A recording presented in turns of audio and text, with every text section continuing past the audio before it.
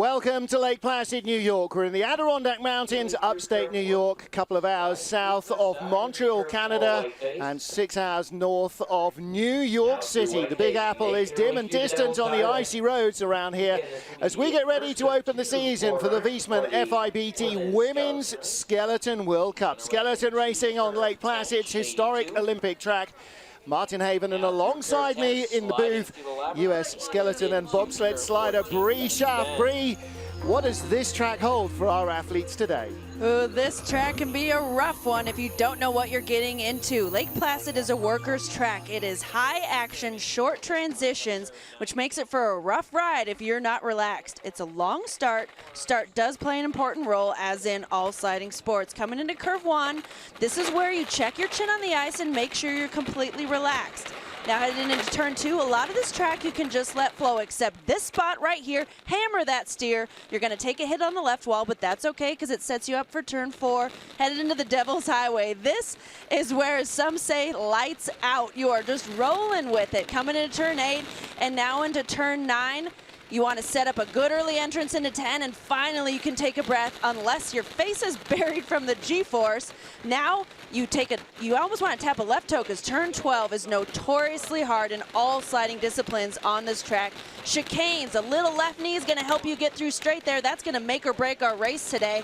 And into 17, 18, where you go back to trying to relax after you have just taken a beating on this track that is now in phenomenal condition thanks to Tony Carlino and a great track crew. Track record held by Savannah Graybill, who makes her World Cup debut here today for the USA. And this is the only discipline this weekend that has the Olympic champion returning. Lizzie Arnold, who won gold in Sochi, will be the woman they're all chasing here. The men's Olympic champion is competing in Europe at the moment. He will return. There is Anja Huber, Germany's golden girl. She'll be looking to produce some results. But predominantly, Bree Schaff, this field is lots of young, new, enthusiastic athletes to conjure with. I mean, the name right on the top of the start list. Elizabeth Vacher of Canada making her debut. Tina Herman making her debut. And some returning athletes, Eiko Nakayama, Sophia Griebel, and some of the others will be well known to our fans. True. The theme this year is ambition. We have a lot of athletes that are coming in, and this is their chance. They've been working for so long to come and get a shot at the world's best on World Cup. 21 sleds in the start list, only 20 go through into Heat 2, so the first business of the season is to send somebody home. Will it be 21st starter and rookie Lynette Prediger?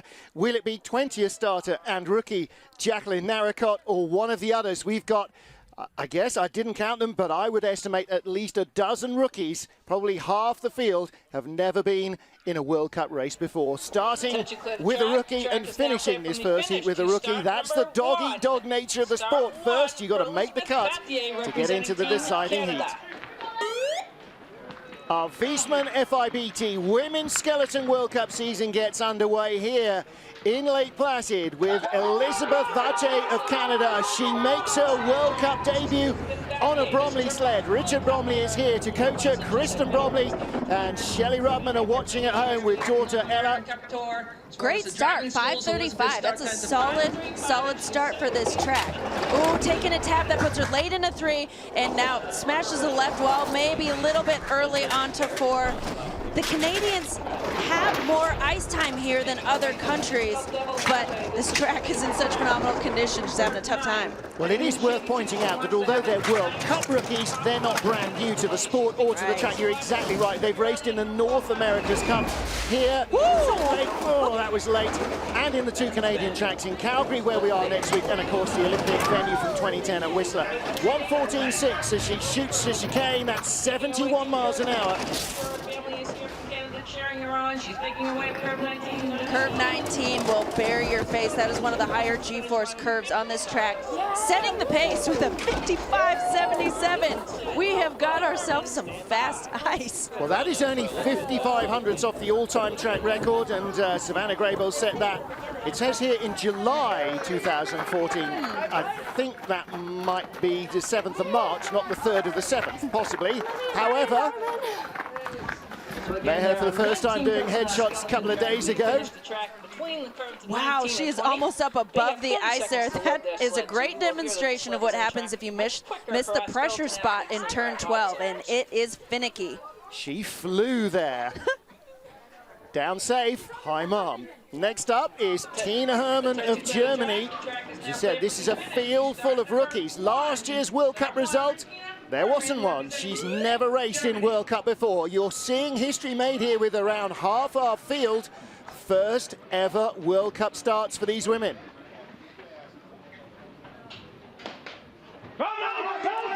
And like you were saying, Martin, this isn't necessarily, they're not rookies to the sport. They've been on other tours, they've been on Europa Cup, they've been on America's Cup, but for the Germans and other European athletes, chances are they have not come over to any America's Cup, so they are dealing with Lake Placid for the first time. Uh-oh, going late into 3.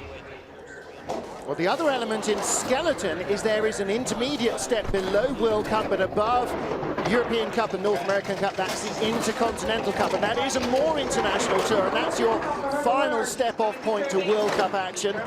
So these women, again, most of the rookies we've seen will have been racing at that level.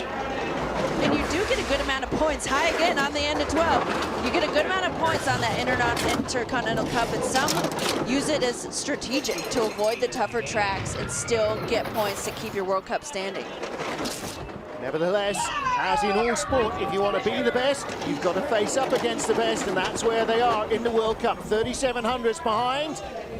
Elizabeth Vache, first out of the start shed, leads the race. You can see how choppy it is on the in-run. You don't see that so much with 600-odd kilos of bobsled keeping the runners on the ground, but you know, these girls are, what, 90 pounds, wringing wet, most of them, so there's not a lot of weight on that sled to keep it on the ice when it hits those little ripples, because you can't lay flat ice on an incline. Water doesn't stay flat on a hill.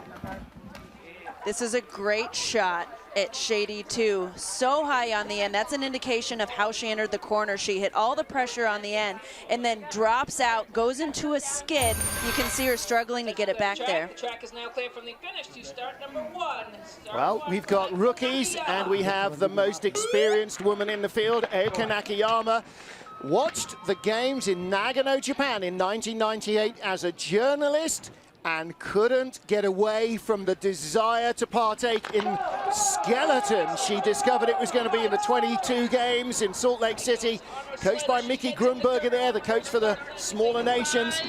She has been the Japanese team pretty much for the last decade. Right, she's 44 years old, the oldest athlete in the entire field of all the sliding sports. It's really great to see her still around though. She's just such the sweetest personality, and that just goes to show how addicting the sport is. Well, you know, the mirror image of Katsuhiro Koshi in the men's game, you know, just couldn't give it up. Right, I mean, there is something to it. I mean, like we've talked about before, the magic of getting to just be a professional sleigh rider and tour the world. Nakayama's 7/10 back into the chicane.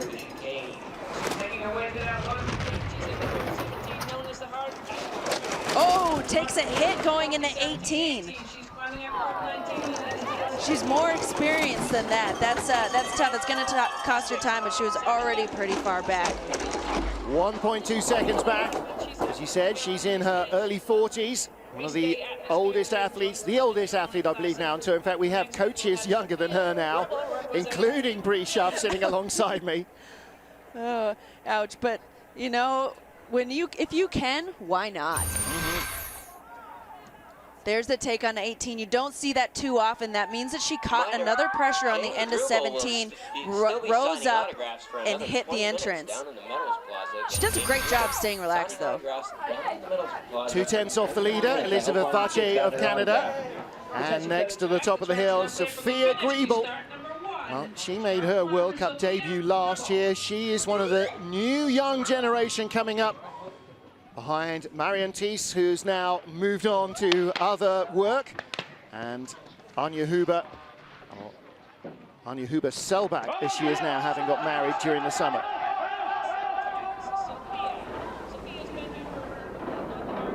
We're going to watch for her start time, 5:46. Now, all things considered, not bad, but the field has just gotten so good that she's going to need to be a little bit faster to be competitive today. Marion Thies always had a knack of finding pace down the track off a slower start, but that's hard to do.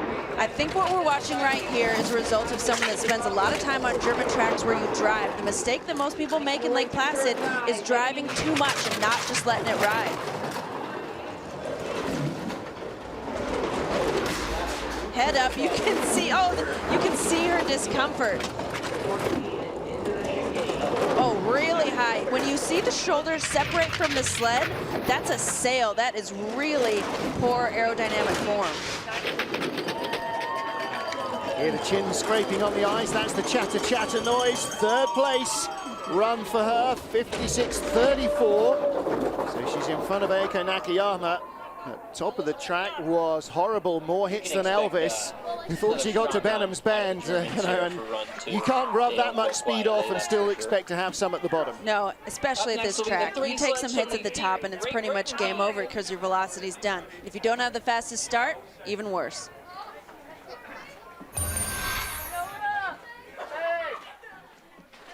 Coming out, those dark spots indicate you can see her foot anticipating that hit. The thing is, if you just relax and take it, you're a lot better off than trying to anticipate and do something about it. Always like she was trying to use the foot as a damper to stop it getting kicked too much off the wall. Which is pretty dangerous to do. Keep your hands and feet inside the vehicle. Next up, Laura Deus, making her World Cup debut for Team Great Britain. Britain riding the crest of the wave with double Olympic victory in women's skeleton. And a good start from her, 5:31, fastest in the field so far. Her toes coming out, trying to stabilize the sled. She's having a good top. When you reach a toe out, that's much better than trying to drive to stabilize. She's just very subtly trying to get the sled under control on this fast ice. The British girls have had a lot of time in the Intercontinental Cup. Lots of success for Laura and for Rose McGrandle, who comes up behind her. Just a little off the lead at the moment, 1300's back. Ooh, taking a hit out of 10. She caught a little bit of pressure there.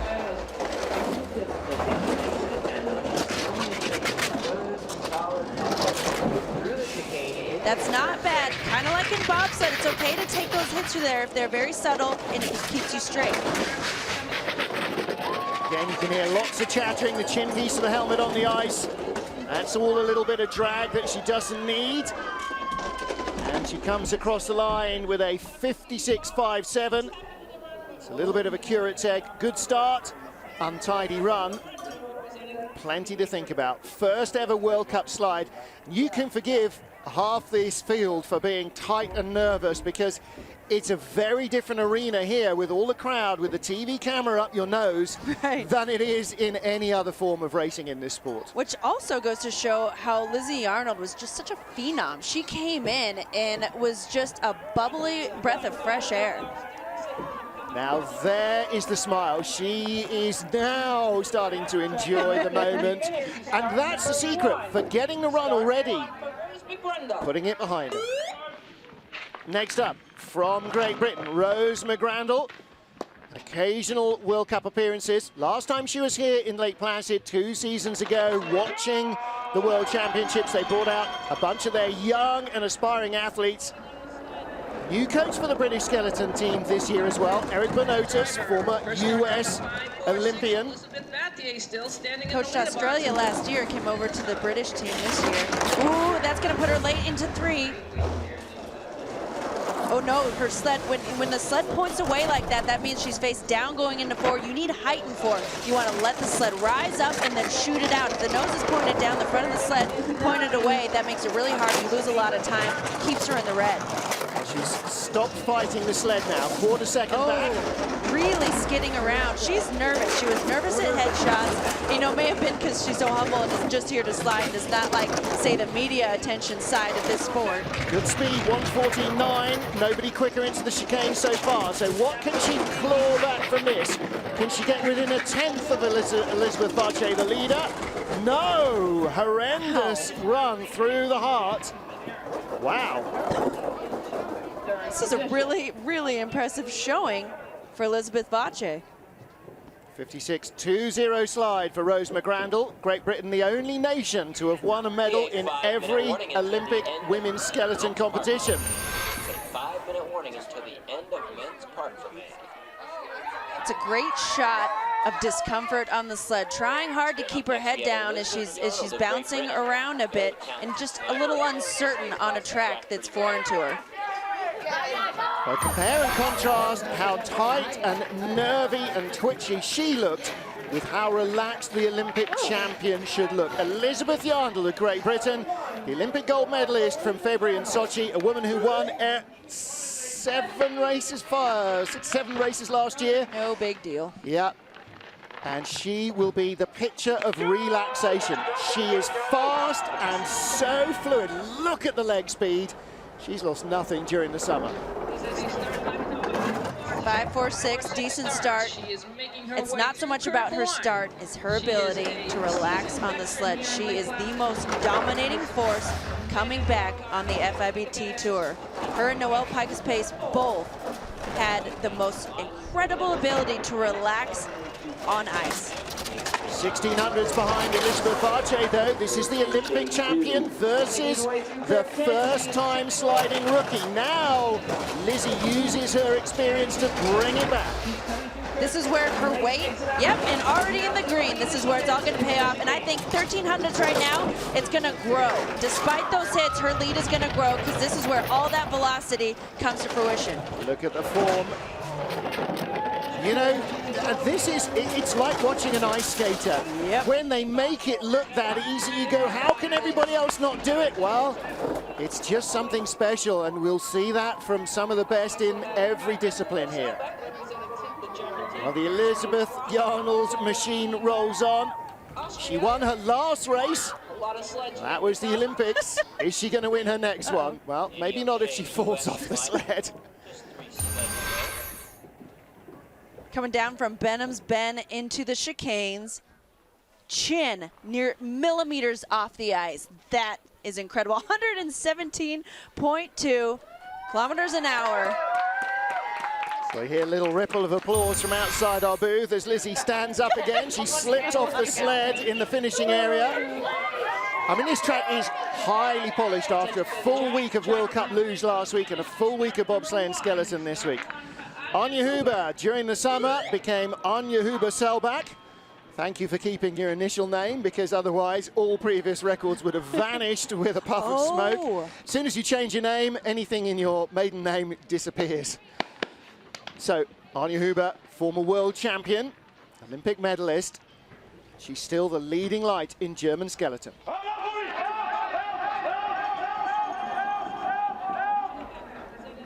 Anja dominated this sport for a very long time. Another athlete that came from luge, 5:51 start. She's had better starts in the past, but you know, we're talking about someone that's had just a rich sliding career. Coming from luge, she hit skeleton on fire, immediately winning Europa Cup races before we all ended up on World Cup.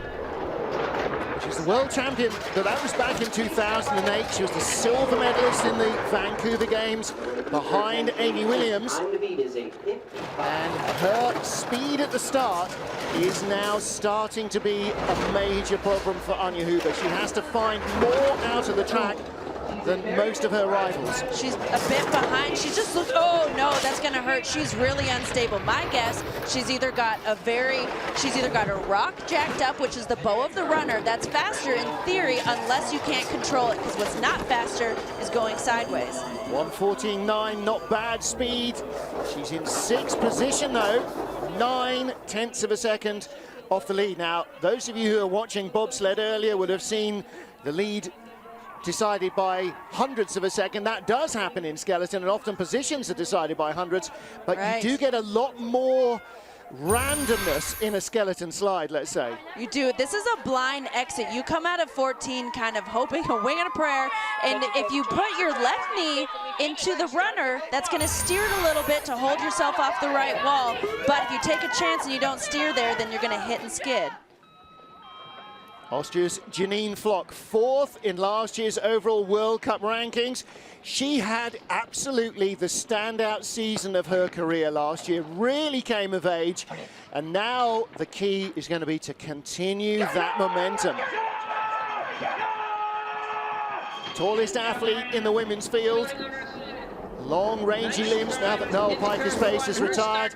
But look at the speed she's got away from the start, and that's all part of the secret. And the long, lean body really works well. You carry the weight nicely in fore and aft on the sled. Right, not only does it serve aerodynamic form, but at the start, long limbs, if you can turn them over faster, look at a Usain Bolt. If you can have the same turnover, but with a bigger stride, you're gonna go farther faster. That hit has cost her 1300ths behind Lizzie Arnold. She's someone to watch, though. She had such a great season. You know, we're looking into the Sochi Games thinking this could be a surprise finish. Didn't do as well as she had hoped, but still a very young athlete. Good speed, 1:15.2. Very quick. Can she bring it back from 2600ths back? Can she get within a tenth of the leader? No, wow. She too hemorrhages time at the bottom. Big splits here. Yeah, Martin Rettel, the coach. Well, you know, we see so often the heart just sucks speed out of the sled. Unless the line is perfect, you spend so much time counter-steering. The heart can be a bit mysterious. That's a place where you'll see people suddenly find magical time. There's a little bit of a warp zone in there. It's like in Austria, they have a shortcut at Eagles. There's one in the heart somewhere too. Attention, clear the track. The track is now clear from the finish to start number 1. Start 1 for Marina Gilardoni, representing Team Switzerland. Right, I got picked up again by Marina Giardoni. She said, "Don't call me Italian again." Well, she's put a big Swiss cross on the front of the helmet to try and avoid that. She is from an Italian family, as many Swiss are, and she definitely slides for Switzerland. Former bobsledder, former bobsled great woman, and that's what she brings to this sport. She brings explosive power, and like Lizzie Arnold, she's got lots of mass on the sled once she's loaded. Yes, she does. It's a rare transition bobsled to skeleton. Ooh, taking some hits. She's going to be losing that velocity at the start, but she had a great start. She surprised us here last year with a phenomenal finish in such a young sliding career. Look how relaxed she's looking now. This is really working for Marina. She's always had the start speed, and like Alexander Tretyakov in his early years, she knocks it off on every available piece of ice. Now she's got much more control. All right, it's drifted away a little into the heart, and the speed was not enough. No, the bottom of the track was not bad, but the problem started at the top. You can't take those hits at the top of the track. All that velocity from that amazing start, gone if you hit when you're not going very fast. 3-2 downtime. Very early in her sliding career, so show us some Lake Placid. The skeleton finish is just a little shorter, further back up the track. Towards the start than the bobsleigh finish, because they have a little less momentum. See, a little bit of snow drifting down. Oh no, it's not drifting off the roof either. It's actually drifting out of the sky, but the track is covered for its whole length. Big smile from Marina Giardoni of Switzerland as she lies halfway down our top 10. 10 of 21 starters have completed their first heat. 11 still to go. 10 places left in the race. The Elizabeth duo at the top of the pile. 2-minute warning to our next competitive sled, Annie O'Shea. It's a 2-minute So Olympic champion Elizabeth Yarnold leads rookie first-time starter Elizabeth Vache. And that's probably something that Vache would not have predicted when we were sitting doing headshots with her 2 days ago. No, that's the fun of these races in a post-Olympic year, the roll of the dice. We're looking at a list of 21 athletes, and we really have no idea what young, fresh World Cup rookie is just going to find themselves, oh, hello, podium. How are you? Well, you know, this is the rock and roll skateboard. I always say rock and roll skateboard kind of side of ice sliding. You know, this is the sort of sliding sport that attracts kids that otherwise might go to half pipe or you know, freestyle skiing or border cross or one of those kind of more out there things. Yeah, you talk to so many athletes, the American guys, John Daly, Matt Antoine, both watched the 2002 games and went, that's for me. One of our Czech men sliders, he was talking about maybe going to luge, and they went, no. You want to do skeleton. That's more you. You're far too stupid for luge. You need to do something really insane going head first. And you know, it just attracts a different type of gypsy than bobsleigh does. And you know, they're always going to be the ones with the bottle of red wine and the guitar. This does attract my favorite brand of crazy. You have such a unique collection of athletes here, and it is so much fun. There's no not crazy in ice sliding. That little cabin with a yellow tag on the back, that's us. There's the door. Oh, hello. So here we are down trackside at Lake Placid, bringing the action to you live, as we will be all season long, courtesy of the YouTube channel and wherever you can find us on your TV set. Don't forget, the FIBT app is available as well, so you can watch us on your handheld device. For Annie O'Shea. Snowy Lake Placid. Annie O'Shea of the USA being reminded as she dropped her jacket that if she doesn't have her bib, she will be disqualified. John Daly, I'm sure, is watching somewhere at home. He knows all about that. Slid last year in the World Cup opener, was it? Without a bib on and disqualified after a great run. You have 30 seconds after the start buzzer goes. And luckily, she has time. But Bree Schuff, what is that doing to your concentration before this high-speed head-first run? 5:55, that's what it does. She is a fast starter, and that was not a great start for Annie. The problem is, as an athlete, you're like a toddler. You thrive on routine. You need your start routine, your line routine. All of that gets you in the mindset to go. You have something like that happen, and suddenly you go into panic mode, and she's going to be a little bit tighter on her sled. She's going to have to really work to relax and remind herself, this is my home track, I know what I'm doing, we're good. Well, we talked about this earlier, didn't we? Put it behind you. You can't undo what's just been done. It is her responsibility to make sure she gets to the line with her kit, with her vest on. Nobody else is going to wear it for her. I have to say, there's a couple of 200-pound toddlers in this sport. But I do like that. It is all about rhythm. Like they said in the film, feel the rhythm, feel the rhyme. And the rhythm all just came away there for Annie O'Shea, and she knows it. But again, as soon as she gets off this sled, she's got to forget that and move on to heat 2. Right. There is no looking back. It's the greatest Zen lesson in sliding sports. There is not time. You're going 85 miles an hour. You can't be thinking about what just happened. High line coming out of 17. Her sled gets raised up a little bit on the end there. That's why she takes the hit going into 18. John Daly made the mistake and got disqualified. Annie O'Shea made the same mistake, but just had time. And it was on the same track as well, John Daly.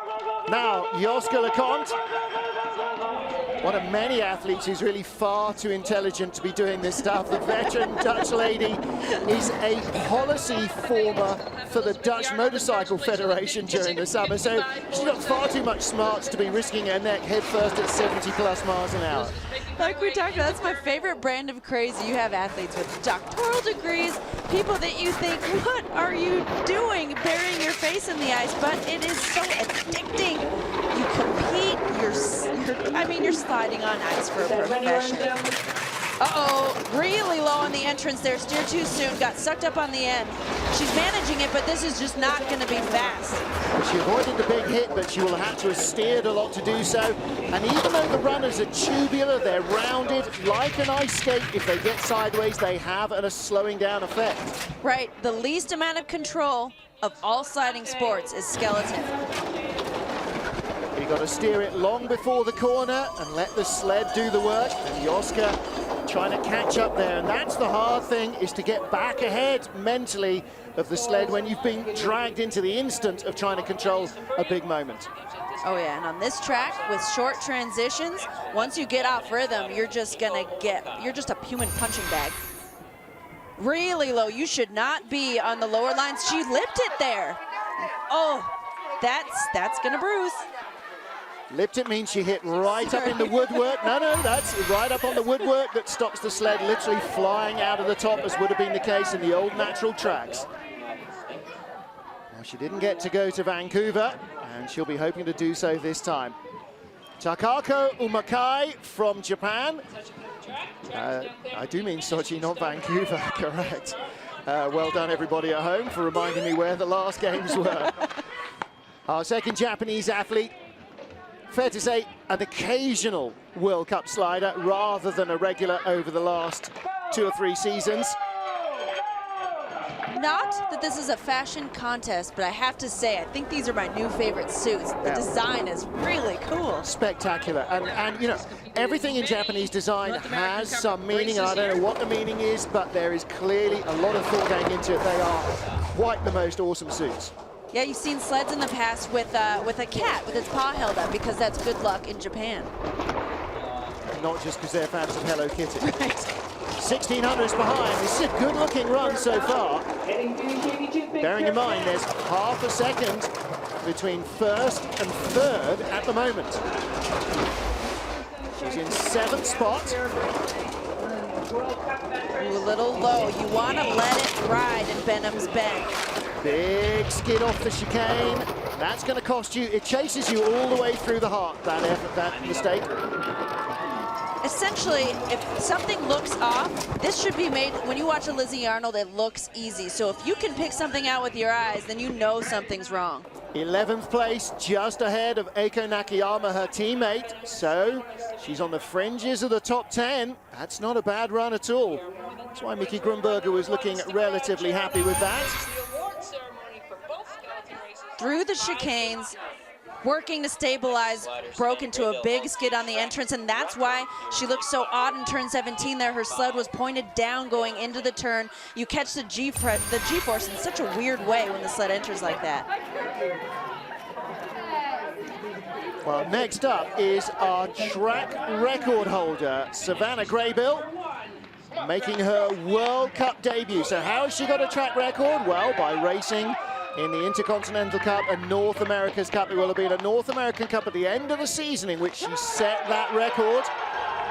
Let's see how close she can get to the top of the pile here. It's not going to be the fastest start, I don't think, from that leg turnover. 5.70, so she's going to need some silky skills. And silky skills she has. Savannah is not known for her starts, but she's a great example, like Noelle Pikus Pace, of how relaxing on a sled. Oh, this is a bit rough for someone on a home track, but she is a great example of how important relaxing is and how that can help you pass the faster starters. It's the weirdest thing, being zen at 70 miles an hour with your head sticking out the front. Your brain does not want to do that. It wants to panic wildly. She's doing a nice job here, pulling back from 14th to 12th. She's climbing, but if she had had a cleaner top. Top speed, 116 kilometers an hour. Is she going to find a lot more in heart? Will she be inside the top 10? Yes, she is. 10th spot for Savannah Graybill on her World Cup debut.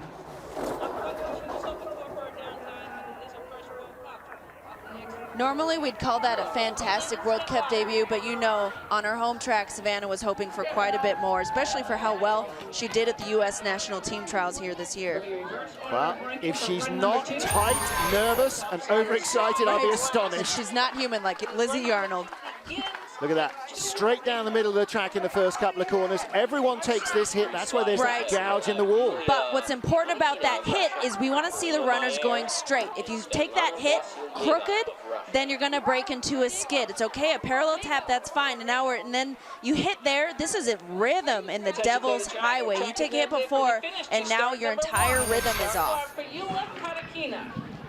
Get out the shot, Edwin, thank you. This is Yulia Kanakina of Russia, another World Cup rookie.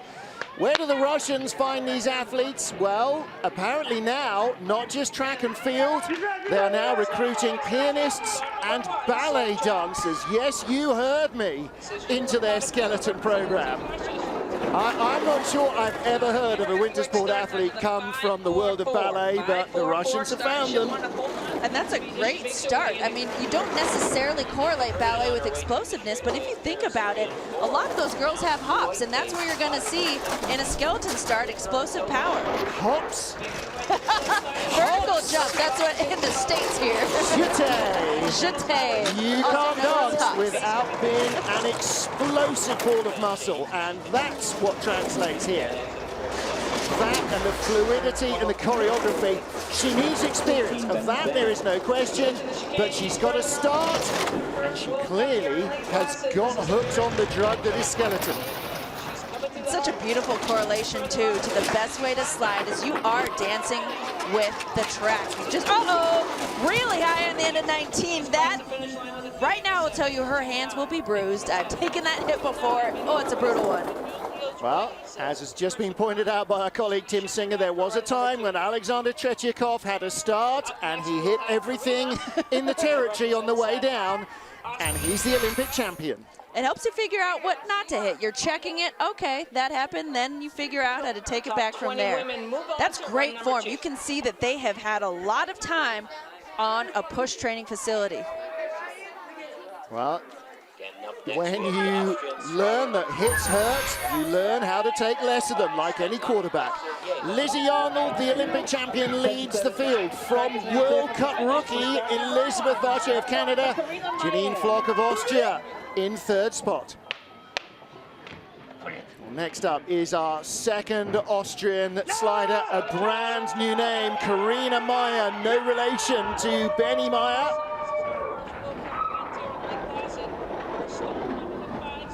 5.63 start. The Austrians are coached by silver medalist Martin Rettel. And the theme he went with last year was teaching them to find the corrections with them in their sled. They're not going to futz with runners. They're not going to futz with equipment. They decided to stick with equipment and make the changes themselves as athletes. Well, Lizzie Arnold told me that in her first season in the World Cup, with all those race wins that she had, 2 race wins in her first year and a World Championship medal, she said, I never once changed the setup of the sled. I figured there was more to learn about the track and about me, and if I didn't fiddle with the sled, I'd learn faster, and you can't argue with logic like that. No, that's a great point, because people often look to their equipment when, in fact, if you could just relax a little more, you're going to find a lot more time. If you can't put in 10 runs that are within 100th, it's not the kit. There you go, 13th place for her on her World Cup debut, 56.96. And you know, with those, you know, she's going to be nervous. First couple of years, first couple of weekends racing against the names she's seen on timesheets and maybe watched on TV. Right, it's hard to do your routine if you don't have one. If you're new and you're creating your World Cup routine. Very high. Oh, the airborne. Oh, caught some air on the wave of 12, surfing that, coming out. Decent entry into 14, but not fast. It actually is, in fact, contrary to what you might think, it's faster to have your runners on the ice. Yeah, takeoff and landing isn't normally part of the line there. Now then, the only Russian who we have seen in action before, Svetlana Vassilieva. Vassilieva with her 2 younger teammates. The new face of Russian women's skeleton. Yelena Nikitina will be competing, I'm sure, later in the season. She was their standout last year, so explosive. She, like Alexander Tretyakov, the Olympic champion for the men, both competing in Europe. 5:43 getaway, so Vassilieva clearly not hanging around off the blocks either. No. Very great starts out of these new Russian athletes, and this is the Russian B team, as we talked about. The other athletes are sticking around in Europe, getting runs, getting points on the Intercontinental Cup. Well, Vassilieva started quicker than Lizzie Arnold, but the midway point, with half a mile of ice to go, or quarter of a mile of ice to go, she's half a second back. Losing time all the way down, and a lot of that can just be a reflection of discomfort. Her form is great, but Lake Placid is a beast if you haven't been here before. Well, there are 2 ways of remaining stable on the sled. One is to get the steers millimeter perfect onto the corners, and the other is to have a runner that gives you more bite.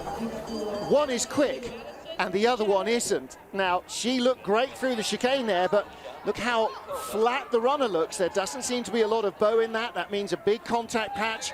Good for control, bad because it causes a lot of drag and slows you down a little. And that's really just a safety setup. When you're a new athlete, you're gonna pick that over anything, because you do not want to come to a track and be out of control. Her form looks good. Clearly, they've been harping on that. She's going straight, but like you said, if you have too much runner engaged in the ice, that's just gonna slow you down. Well, you're not gonna learn anything if you crash on your first heat. No. Other than it hurts, and she knows that already. Anastasia Novikova of Russia, again, looking perhaps to her first full World Cup season. Now, how the Russians are going to filter Yelena Nikitina back into the squad, we wait to find out, I'm sure, after Christmas. It's nice for a coach to have half a dozen capable athletes who could be part of your World Cup program. Of course, the difficult bit then is trying to choose which ones are going to come to form at the right time and get the championship points that you need. Going to be back off the pace just by about. She's a great example of how in skeleton you can really use your body as a rudder. Moving your legs, I would wager, is actually faster than steering. You steer by pushing your knees into the spine of the runner, but if you can avoid that and just lean, that's actually going to be a bit faster. We saw that line coming, crossing low through the Lake Placid side. Oh no, this is rock and roller coaster.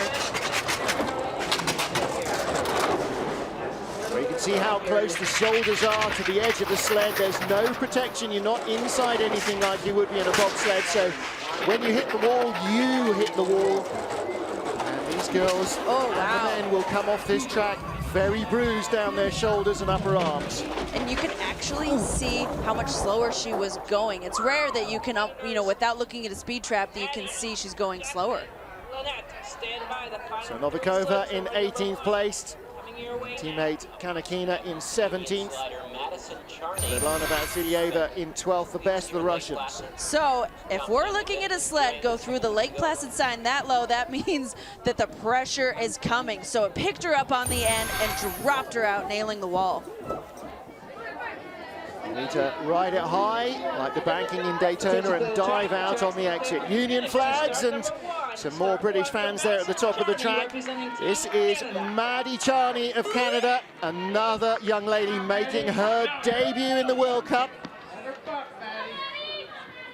Hi, Mom and Dad. You'll be watching. Big day for Madison Charney, like so many of the women in this field. Canadian skeleton, I'm afraid, financially cut off at the knees by the Own the Podium program. They withdrew all funding for Canadian skeleton after the games. That's not a self-fulfilling prophecy. I don't know what is. If you can't succeed without any money, I don't know how they expect them to produce the good results, but the girls are still here ready to attack this track. They are. I mean, you're a competitor. You come here to do, I mean, you've been racing for so long, it doesn't matter at what level, and it's really hard in a racing sport to do that without funding. And oftentimes, you see that a country hosts an Olympics, and they pour all the money into it, and after that, you've got nothing, and the athletes are just scrambling.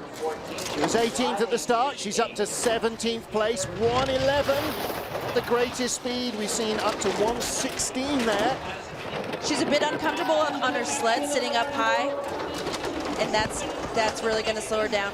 18th spot at the moment. At the moment, she's between two of the three Russians. So behind her is Novikova, and that means that Maddie Charney is guaranteed a second heat because only one girl is going to get bumped, and she's got one behind her.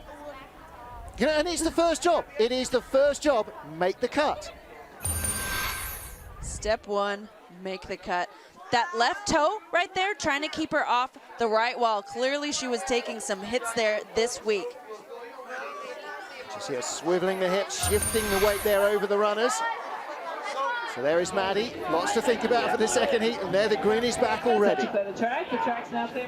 20th starter from Australia, Jacqueline Narracott. And again, a World Cup rookie. The Aussie women's skeleton program been very strong in previous seasons, but all the athletes that have competed since 2002 have now moved on to other lives. As well as their coach, Eric Brunotis, moved on to the Brits.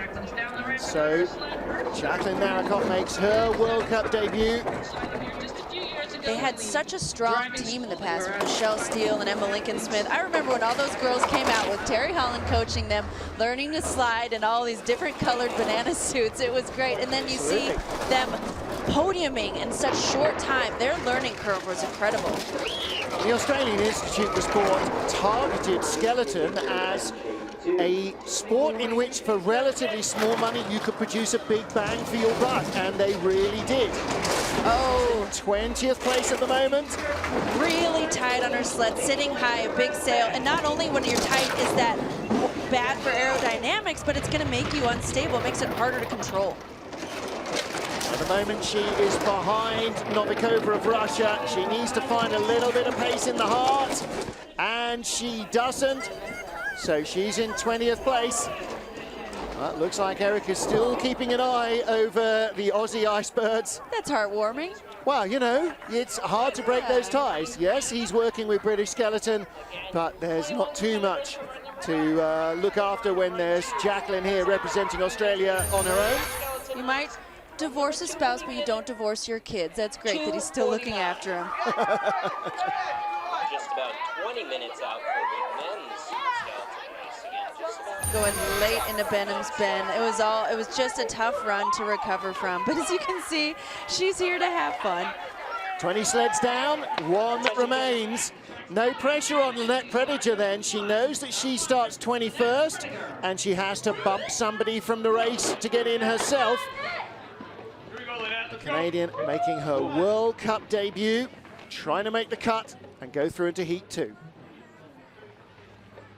Go, go, go, go, go, go, go.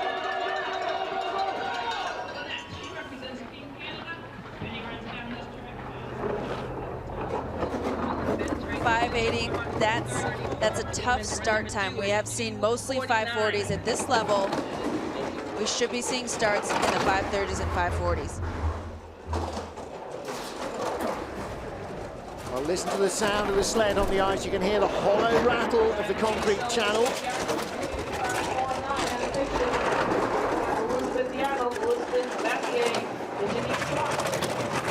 And this is a nice looking slide, nice and smooth at the top, preserving what momentum she had.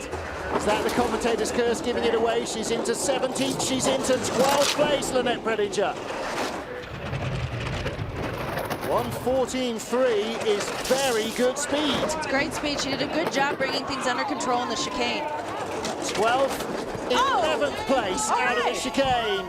And down to the finish line. And that means that Jacqueline Narracott of Australia does not get a run in the second heat. But Lynette Prediger of Canada is aiming for a top 10 finish on her World Cup debut. And there is Richard Bromley going down to offer his congratulations. Begins at 1:34. It's approximately. There's that left toe, keeping it off the right wall. Ideally, you want to go into 14 totally free. You give it a little steer with the right knee, carry a little pressure, and shoot out. But you do, there's a safety steer there, and that's the left toe to keep yourself off the right wall. So, 21 sleds down safely, 20 will go through into our second heat, and the woman they all expected to be chasing is the woman they will have to beat. Lizzie Arnold of Great Britain, the Olympic champion, holds the lead by 0.3 of a second over a World Cup rookie on her first day at the elite level. Elizabeth versus Elizabeth for the first win of the season. Well, there are some of our young fans. How many of those faces, I wonder, are we going to see in a decade and more from now sliding on the ice? Lizzie Arnold versus Elizabeth Vacher of Canada. Janine Flock of Austria in third, ahead of Tina Hermann, Rose McGrandle, and Marina Giordoni of Switzerland, rounding out the top half dozen. Lots of very close contests all the way down the top 20. So we expect lots of fireworks in the second heat. And they've got a while to get prepared for that, because we've got the first heat in the men's race to come before the women undertake their second and deciding run. Anastasia Novikova of Russia is the last girl to make the second heat, and Jacqueline Narracott will join the spectators trackside. 21st, she will not get a run in Heat 2 here in Lake Placid. So that's it for the first of two heats. Opening round of the FIBT Viessmann Women's World Cup. We've got the Olympic champion versus a raw rookie as we go 20-1 for gold in Heat 2.